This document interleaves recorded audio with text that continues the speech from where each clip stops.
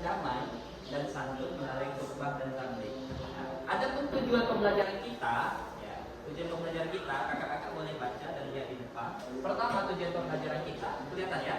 Oke, peserta didik dapat menganalisis ketentuan khutbah, tabligh dan dakwah. Jadi buat kakak-kakak semuanya dapat bisa menganalisis ketentuan dalam khutbah, tabligh dan dakwah. Ya.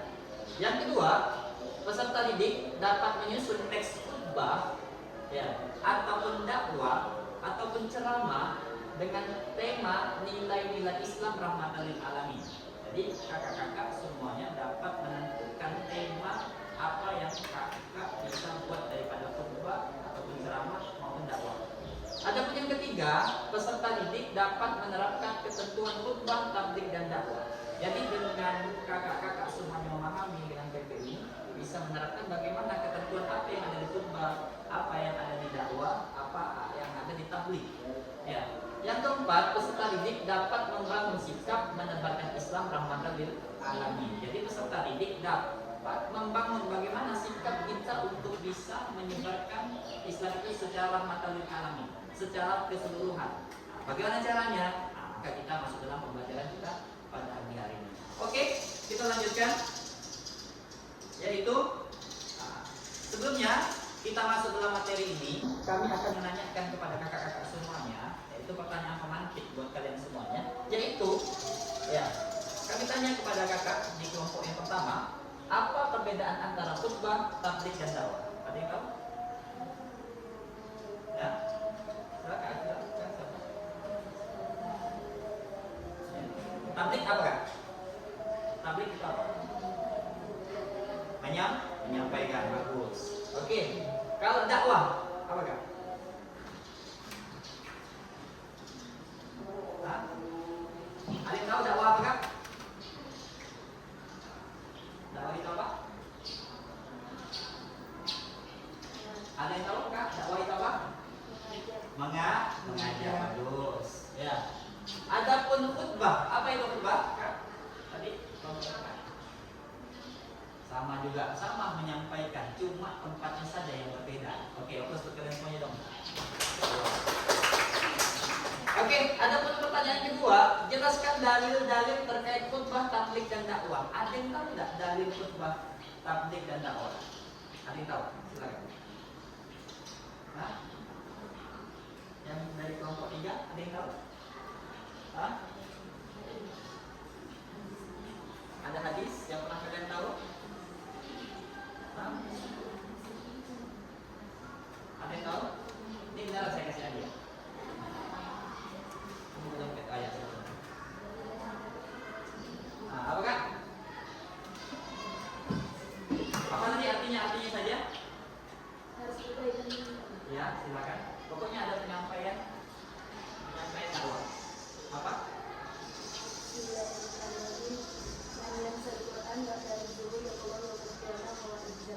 Barang siapa yang melupakan Al-Quran setelah dia menghafalnya, maka telah di akhirat dia bakal bertemu dengan Allah dalam keadaan yang hidup. Ada lagi yang lain? Ini terkenal ya artinya tadi. Saya ada dengar lagi dari kakak-kakak. Saya tahu ada. Ya, baligh ani walau ayat. Sampaikanlah kepadaku walau satu ayat. Nah, jadi ini salah satu pertanyaan mantik buat kalian semuanya biar kalian bisa paham kenapa kalian itu harus berdakwah. Kenapa kita itu harus sama-sama untuk bisa menerapkan prinsip-prinsip dakwah di dalam kehidupan kita. Oke. Nah, selanjutnya pertanyaan yang ketiga buat kalian semuanya, bagaimana cara menebarkan Islam rahmatan lil alamin melalui khutbah, tabligh dan dakwah? Kira-kira ada yang tahu? Bagaimana caranya kita bisa menyebarkan dakwah secara rahmatan lil alamin biar mudah diterima? Ya, kakak kelompok satu tadi ada yang tahu? Ada yang tahu? Ayo kak, caranya bagaimana?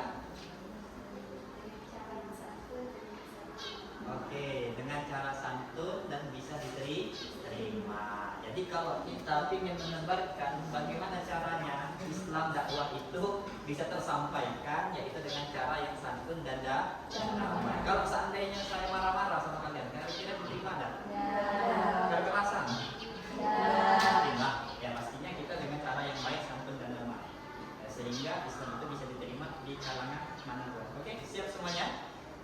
Kita masuk dalam pembelajaran selanjutnya, yaitu sekarang kita lebih pengertian. Jadi kalian yang tadi sudah menjawab dengan jawaban yang versi berbeda-beda, ya, dan pemahaman berbeda-beda. Jadi kalian harus memahami apa itu dakwah. Dakwah itu dari kalimat dakwah. Dakwah. Ya. Apa dakwah kalimatnya dari kalimat apa tuh? Dakwah. Dakwah. Ya, ya dakwatan. Da'a ya. Dakwah. Ya, dari lughah dakwah itu kan mengajak. Itu salah satunya dakwah itu artinya mengajak. Ya. Mengajak manusia ke jalan Allah dengan hikmah dan bijaksana. Ini secara maknanya, secara makna. Kalau secara artinya dakwah itu memang mengajak, tapi secara garis besarnya yaitu mengajak manusia ke jalan Allah dengan hikmah dan bijaksana. Jadi siapapun kalian, ya, posisi apapun, status apapun, kita bisa menerapkan yang namanya dakwah tanpa memandang tempat, acara dan lain-lain. Jadi kita dimanapun kita bisa berdakwah. Ada yang selanjutnya khutbah. Ya, khutbah itu bisa dikatakan dengan ceramah atau pidato keagamaan dalam konteks formal. Dalam konteks formal. Dan ya, tempatnya juga khusus. Ya, tempatnya juga khusus dalam konteks formal seperti itu. Ada apa lagi? Fitri. Ada lagi apa? Sholat Jumat. Ada yang tahu lagi tak? Gerhana bulan atau gerhana matahari. Atau ada lagi satu yang pakai khutbah. Ada yang tahu tak? Namanya sholat istisqa. Apa artinya? Sholat hujan. Kalau minta hujan ini ada khutbahnya juga. Ya, pernah kita dulu melakukan waktu di daerah saya di sini begini ada hujan, kita lakukan. Alhamdulillah besok langsung hujan. Ya, di saat tersebut zaman kabut ya, kabut ya di Kalimantan Barat. Oke, selanjutnya tabligh. Tabligh itu artinya menyampaikan balaghah. Dari kalimat tabligh yaitu menyampaikan. Ada orang yang menyampaikan pesan Islam kepada masyarakat secara umum. Jadi tabligh itu bisa kita lakukan. Siapapun menyampaikan pesan baik, siapapun yang menyampaikan hal-hal yang baik berupa nasihat dan lain-lainnya, itu bisa dikatakan tabligh. Ya, pada hari ini saya mengajar pada kalian, itu bisa masuknya kepada tabligh. Ya, dan lebih esensinya juga bisa ke dakwah. Jadi kalian bisa membagi mana yang dakwah, mana yang khutbah, mana yang tabligh. Jadi sudah tahu kan perbedaannya apa? Bisa paham? Oke, kita lanjutkan kepada selanjutnya. Oke, ada pun bagaimana tadi dalam pertanyaan pemantik kita, bagaimana supaya pesan-pesan kita lebih mudah, dakwah kita bisa diterima, yaitu prinsipnya yaitu dengan santun dan damai. Apa santun dan damai itu? Ya, pertama dengan hikmah, pendekatannya dengan bijak. Ya, tahu bijak kan? Ya, bijak, ya, pelaksanaan dengan baik. Ya, yang selanjutnya mau izah hasanah, nasihat juga yang baik. Habis itu jidal billati hiya ahsan. Ya, apa artinya? Berdebat dengan cara yang baik. Ya, yang selanjutnya tidak menghakimi.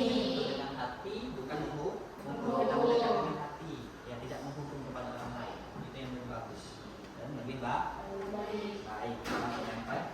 Penyampaian. Oke. Ya. Dan tadi kita beritahu dalam pertanyaan pemantik kita itu, kenapa penting dakwah yang santun dan damai? Pertama, menjaga keharmonisan, menghindari konflik sosial. Terus menginspirasi positif, membuat Islam lebih diterima. Yang selanjutnya meneladani Rasulullah SAW, kemuliaan Nabi, dan efektivitas dakwah pesan lebih diterima jika disampaikan dengan kasih sayang. Oke, bagus. Dan metode khutbah, ini metodenya khutbah yang efektif, yaitu persiapkan materi. Nanti kita bakal buat proyek, ya, proyek kita yaitu dengan membuat teks khutbah, tabligh ataupun dakwah setiap kelompok yang kami bagikan kepada kalian semuanya. Nanti kalian tentukan tema apa yang bakal kalian angkat di setiap kelompok yang kami bagi, yaitu yang kedua, nanti dalam penyampaian kalian harus dengan penyampaian yang tenang, tidak gopoh, ya, bergesa-gesa, ya, bergegar. Intonasi dan bahasa tubuhnya harus sama. Kalau saya bilang tidak, jangan bilang ini. Paham? Nah, paham misalnya ngerti? Beda sama orang India. Iya, kalau bilang he, pasti palanya ini. Ya, ngerti ya? Ada bahasa tubuhnya harus sama. Dan selanjutnya isinya menginspirasi. Ya, yang motivasi bukan menakuti. Nanti dari quotes-quotes yang kakak buat daripada proyek-proyek yang kakak bikin, ya, maka kakak bikinlah ya khutbah, tablik atau dakwah dari pesan-pesan yang baik-baik. Ya, dari siklus kelompok yang kami bagi kepada kakak semuanya. Dan selanjutnya ajak dialog. Ajak dialog, bagaimana caranya? Libatkan audiens untuk meningkatkan pemahaman. Saya berbicara seperti ini, bagaimana audiens? Kalian itu audiens, pendengar. Ya, pendengar itu bisa paham dengan apa yang kita bicarakan. Kalau saya bilang, paham nggak? Ya. Kalau yang paham bisa periksa. Seperti itu. Ya, jadi harus kalian berikan pemahaman kepada teman-teman kalian sehingga audiens pendengar itu bisa paham dan sekaligus mereka juga bisa mencerna apa yang kita ucapkan dan kita bicarakan kepada kalian semua. Ngerti? Paham? Oke? Jadi sekarang kalian sudah kami beri instruksikan dalam proyek yang bakal kita laksanakan. Yang pertama, kakak sudah siapkan LKPD, lembarnya satu kelompok satu lembar yang kita bagikan tadi. Nah, yang kedua, kakak angkat tema ya kelompok 1, kelompok 2, kelompok 3 yang kami kasih nama. Kelompok 1 Abu Bakar, Umar dan Usman. Ya, kami kasih waktu ini selama 5 menit buat kakak-kakak untuk menulis itunya, bebas. Ya, kalau lebih juga ada apa? Ya.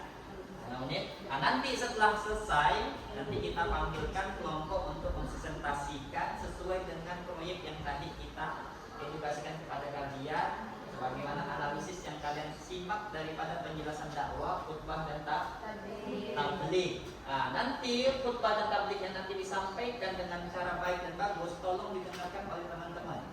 Dan kalian juga sekaligus bisa menilai apa yang disampaikan oleh teman-teman kalian. Semuanya siap?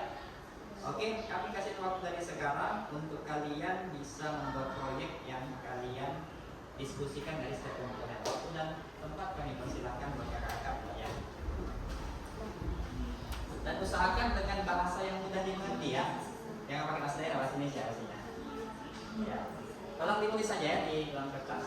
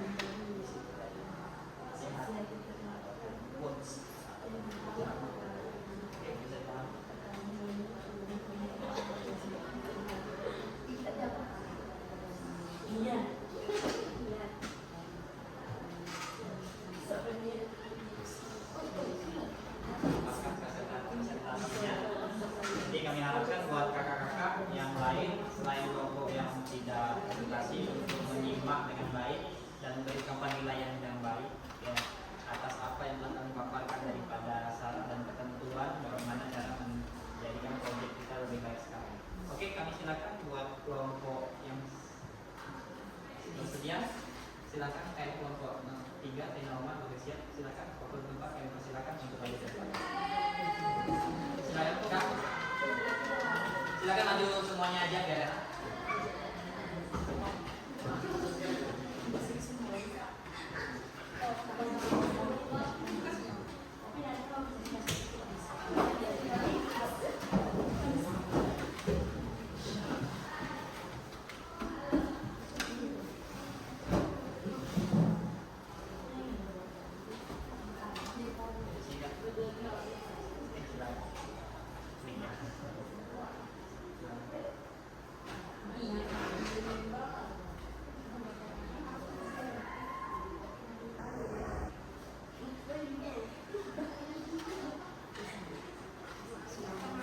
Assalamualaikum warahmatullahi wabarakatuh. Waalaikumsalam warahmatullahi wabarakatuh.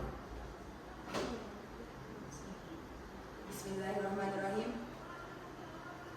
Alhamdulillahirabbil alamin. Wassalatu wassalamu ala asyrafil anbiya'i wal mursalin sayyidina wa maulana Muhammadin wa ala alihi wa sahbihi ajma'in. Amma ba'd.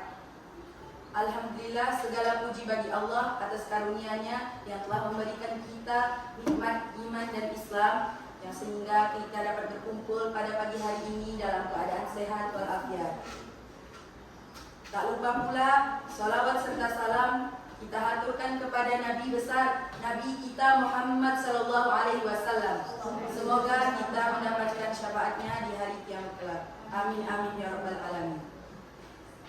Baiklah teman-teman sekalian, pada pagi hari yang berbahagia ini, izinkan kami menyampaikan sepatah dua patah kata tentang wajibnya menuntut ilmu. Teman-teman sekalian yang saya bahagiakan, menuntut ilmu sangat penting bagi kita semua. Tanpa ilmu apapun yang kita lakukan tidak ada manfaatnya. Contohnya sholat, jika kita melakukan sholat tanpa ilmu, maka sholat kita tidak baik. Kita sholat tapi kita tidak tahu hukumnya, maka tidak baik. Maka kita wajib menuntut ilmu dengan benar-benar. Bahkan semua umat Islam wajib untuk menuntut ilmu. Sebagaimana yang dikatakan dalam hadis An-Nabi Hurairah radhiyallahu anhu qala Rasulullah sallallahu alaihi wasallam man salaka tariqan yaltamisu bihi ilman sahalallahu lahu bihi tariqan ila jannah. Rawahu Muslim wa Tirmidzi. Abi Hurairah radhiyallahu anhu sabda Nabi Muhammad sallallahu alaihi wasallam, Barang siapa yang menuntut ilmu, niscaya Allah akan memudahkan jalannya menuju ke surga. Rawahu Muslim wa Tirmidzi.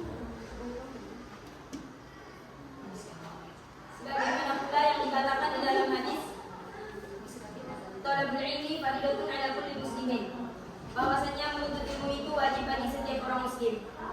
Dari sini kesimpulannya, kita semua wajib menuntut ilmu. Seperti hari ini kita semua sudah menuntut ilmu. Alhamdulillah. Mungkin hanya ini yang bisa kami sampaikan. Kurang lebihnya kami minta maaf. Hakadha minna. Assalamualaikum warahmatullahi wabarakatuh. Waalaikumsalam warahmatullahi wabarakatuh. Oke, penampilan yang sangat baik daripada kelompok 3. Saya namanya mau temenin juga di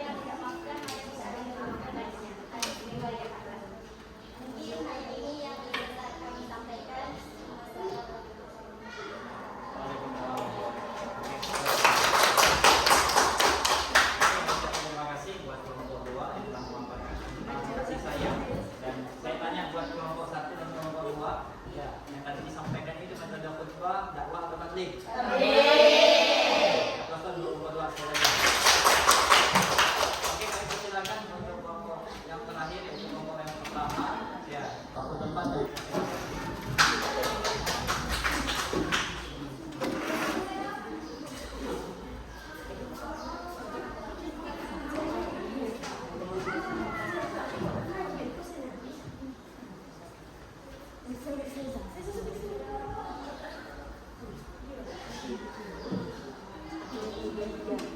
Assalamualaikum warahmatullahi wabarakatuh. Waalaikumsalam warahmatullahi wabarakatuh.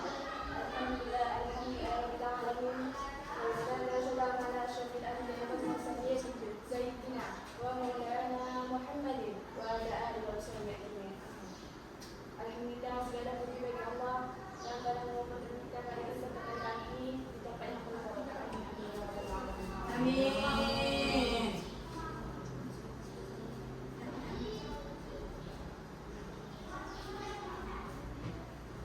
Berdirinya kami di sini untuk menyampaikan sekata atau kata-kata yang berjudul tentang niat. Seperti sebagaimana kita ketahui bahwasanya niat itu terletaknya dalam hati. Dan sesungguhnya segala sesuatu itu tergantung dengan niat. Jadi misalnya apabila kita memiliki niat baik, maka sesuatu itu menuju kepada sesuatu yang baik. Dan begitu juga apabila niat kita buruk, maka sesuatu itu menuju kepada yang buruk. Sebagaimana dijelaskan di dalam sebuah hadis Rasulullah. Bismillahirrahmanirrahim. Innama a'malu dunya fa innama likulli imrin ma nawa. Wa man kana hijratuhu ila Rasulillah wa hijratuhu ila Allah wa rasulihi. Wa man kana hijratuhu li dunya yusibuha wa imra'atin yankihuha fa hijratuhu ila ma ja'ala ilahi. Muttafaqun alaih.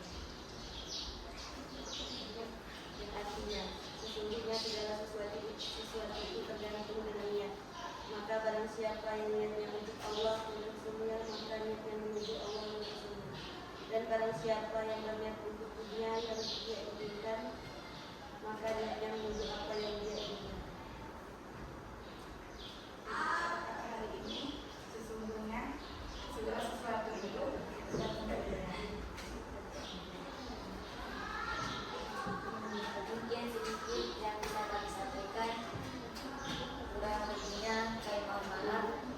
Takala minna. Assalamualaikum warahmatullahi wabarakatuh.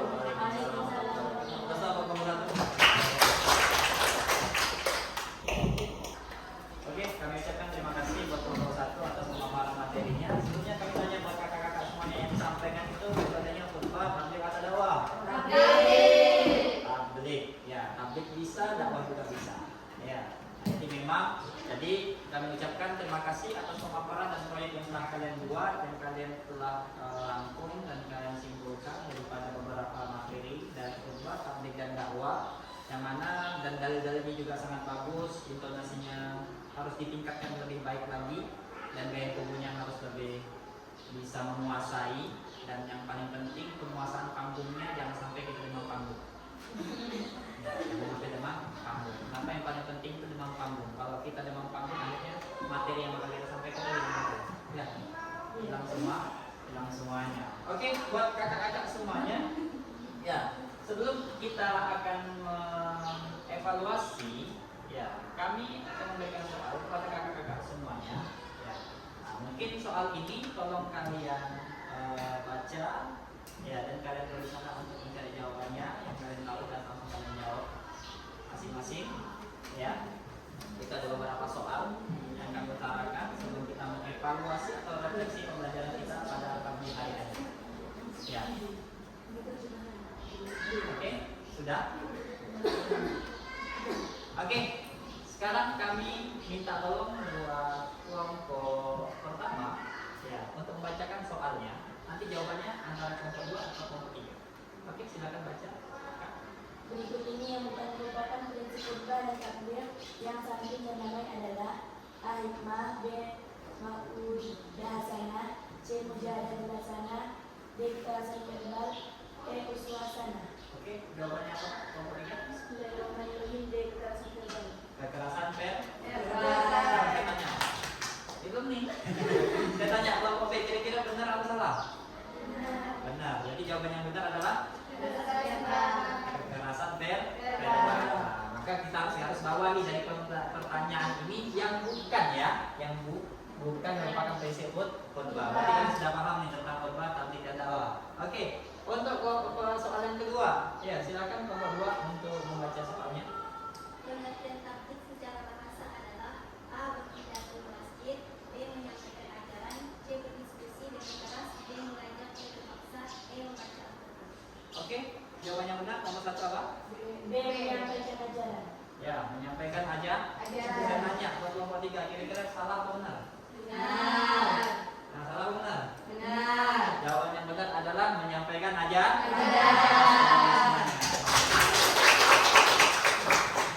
Jadi, ya, sebelum kita melakukan refleksi pada pagi hari ini, jadi kita harus memahami daripada konsep apa itu tabligh, apa itu dakwah, apa itu khutbah.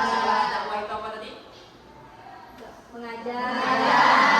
Mengajar. Habis itu tabligh itu apa artinya? Menyampaikan. Dan kalau khutbah, Khusus. ya, di forum-forum khusus. Contoh forum-forum khusus itu seperti apa? Apa lagi? Apa lagi? Terakhir? Pertanyaan saya buat kalian semuanya, apakah khutbah nikah itu termasuk daripada khutbah yang kita bahas pada pagi hari ini? Hah? Khutbah nikah, kalian kan sering walaupun nanti kalian menikah ya. Ya, saya tanya, di dalam nikah itu kan ada khutbah. Apakah termasuk khutbah ini? Ayo. Termasuk. Namanya khutbah nikah. Ya, khutbah nikah juga termasuk. Kenapa? Karena salah satu sunnah dalam pelaksanaan sebelum akad nikah itu adalah namanya khutbah nikah. Ya, khutbah nikah. Ya, biasanya dibaca oleh KUA, oleh ustaz, ya. Nah, dan lain-lainnya sebelum melaksanakan akad itu pasti dilaksanakan namanya khutbah nikah. Nah, paham ya? Oke. Nah, jadi sebelum itu juga kami boleh taruh ke kalian. Jadi ini, nah, saya tanya buat contoh, ya, contoh dakwah yang berhasil bagaimana? Nomor 1, baca yang 1. Kisah Rasulullah SAW dalam menyampaikan Islam di Mekah dan Madinah. Ya, kisah Rasulullah SAW dalam menyampaikan dakwah di Mekah dan Madinah. Ada lagi yang kedua? Ya, dakwah wali songo yang ada di Nusantara. Yang 9 itu. Ah, yang terakhir? Kak. Dakwah modern yang inspiratif melalui media digital. Ya, dakwah modern yang inspiratif melalui media Digital. Nah, sebelum itu, saya tanya pada kalian, apakah kalian pernah berdakwah melalui sosmed kalian semuanya? Belum. Maka proyek kita selanjutnya, kalian ketika kalian nanti menggunakan sosmed, usahakan ya SW kalian, SW ataupun postingan kalian itu harus ada mengunsur daripada salah satu dakwah. Minimal satu hari itu 1 kali posting. Ya, minimal 1 hari 1 kali posting yang maupun itu quote. Ya, quotes ya. Apalagi di dalam WA itu sekarang udah ada siaran. Ya kan, kita di sini ikut siaran, di Instagram juga itu banyak, di TikTok ada TikTok kalau yang kita minta itu ada namanya apa ya? Ada sosmed yang baru tuh lupa saya, Trends ya. Ya, Trend juga itu kan banyak seperti Twitter. Ya, Twitter ada tolong buat kakak-kakak semua. Jadi pergunakanlah sosmed buat kalian sebagai jalan untuk kita menuangkan daripada dakwah khutbah dan tabligh di dalam kehidupan kita masing-masing. Kenapa? Saya beritahu pada kalian dalam evaluasi refleksi kita semuanya, karena dakwah ini adalah salah satu yang membuat kita bisa menjadikan amal jariah. Amal jariah? Ya, amal jariah buat kalian semuanya. Paham ya? Nah, jadi buat kakak-kakak akun sosmed kalian ya harus dipergunakan untuk dakwah. Salah satunya di TikTok, salah satunya di Instagram, salah satunya di WhatsApp. Ataupun kalau sampai memang kalian nonton kreator daripada YouTube, silakan di shortnya ya. Nah, ataupun yang lainnya silakan kalau kalian memang punya